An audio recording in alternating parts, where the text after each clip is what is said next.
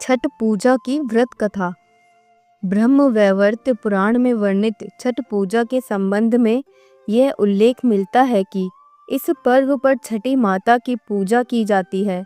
इस व्रत की पौराणिक कथा के अनुसार मनु स्वयंभू के पुत्र राजा प्रियव्रत को कोई संतान नहीं थी। महर्षि कश्यप ने पुत्रेष्टि यज्ञ करवाया, तब महारानी मालिनी को यज्ञहूति के लिए बनाई गई खीर दी। खीर के प्रभाव से एक पुत्र को जन्म दिया, परंतु वह शिशु मृत पैदा हुआ। प्रियव्रत पुत्र को लेकर शमशान गए और पुत्र वियोग में प्राण त्यागने लगे। उसी वक्त भगवान ब्रह्मा की मानस कन्या देवसेना प्रकट हुई और उसने कहा कि सृष्टि की मूल प्रवृत्ति के छठे अंश से उत्पन्न होने के कारण मैं षष्ठी कहलाती हूँ। अतः राजन, तुम मेरा पूजन करो तथा अन्य लोगों को भी प्रेरित करो। तब राजा ने पुत्र इच्छा से देवी षष्ठी का व्रत किया और उन्हें पुत्र रत्न की प्राप्ति हुई। यह पूजा कार्तिक शुक्ल षष्ठी को संपन्न हुई थी। देवी की इस कृपा से राजा बहुत प्रसन्न हुए और उन्होंने षष्ठी देवी की आराधना की। तभी से छठ पूजन का प्रचलन प्रारंभ हुआ। इसके अलावा भी छठ व्रत के संबंध में अनेक कथाएं प्रचलित हैं। छठ पूजा को लोक आस्था का महापर्व कहा जाता है।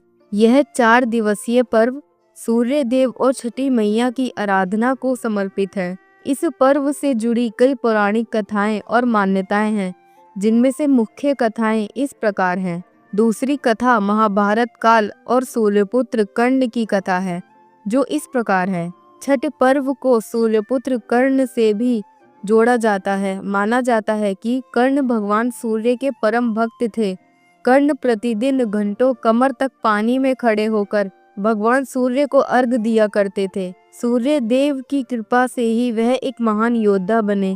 छठ पूजा में आज भी सूर्य को अर्घ देने की यह पद्धति प्रचलित है। तीसरी कथा द्रौपदी और पांडवों की कथा है, जो इस प्रकार है।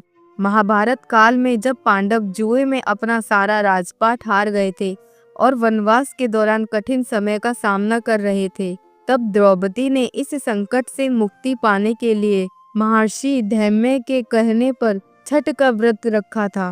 द्रौपदी के व्रत और सूर्य उपासना के फल से ही पांडवों को उनका राजपाट और खोया हुआ वैभव वापस मिला। चौथी कथा भगवान राम और माता सीता की है, जो इस प्रकार है। एक मान्यता के अनुसार रावण पर विजय प्राप्त कर जब भगवान राम और माता सीता अयोध्या लौटे, तब राम राज्य की स्थापना से पूर्व उन्होंने कार्तिक के शुक्ल षष्ठी तिथि को सूर्यदेव की उपासना की थी और यह छठ पर्व मनाया था। कहा जाता है कि माता सीता ने अपने पुत्रों लवकुश की मंगल कामना के लिए यह व्रत किया था, जिससे अयोध्या वासियों ने भी इस पर्व को अपना लिया। इन सभी कथाओं का सार यही है कि छठ पूजा सूर्य की जीवनदायिनी शक्ति और छठी मैया के मातृत्व स्वरूप के प्रति आभार प्रकट करने का पर्व है, जिसे अत्यंत अनुशासन और पवित्रता के साथ मनाया जाता है। बिहार में छठ पूजा सूर्य देव, छठी मैया और प्रकृति के प्रति आभार व्यक्त करने के लिए मनाई जाती है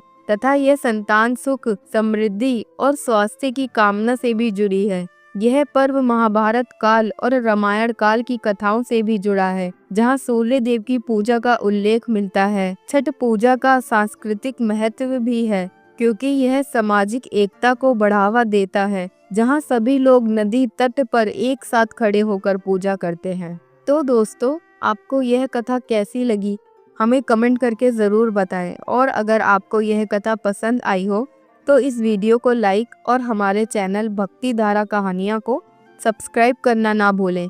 मिलते हैं बहुत जल्द एक और नई भक्ति कथा के साथ। जब तक के लिए जय छठी मैया, हर हर महादेव।